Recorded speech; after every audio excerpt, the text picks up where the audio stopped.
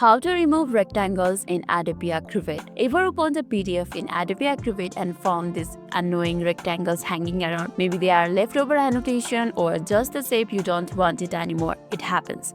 Don't worry, getting rid of them is super easy. Here's how you can do it. First things first, open the PDF in Adobe Acrobat where you want to delete the rectangle. You can see my rectangle right over here, and I'll be deleting this rectangle from here. You can find a lot of ways to delete this one, but I'll be showing you the simplest way that you can use in order to remove the rectangle from this PDF. That is, you can see delete button right over here. Simply tap on it and you can delete it. Another way is simply type on right, and you can see an option for delete right over here. Tap on it and tada, you have successfully removed rectangle from your PDF using Adobe Acrobat. Easy peasy, right?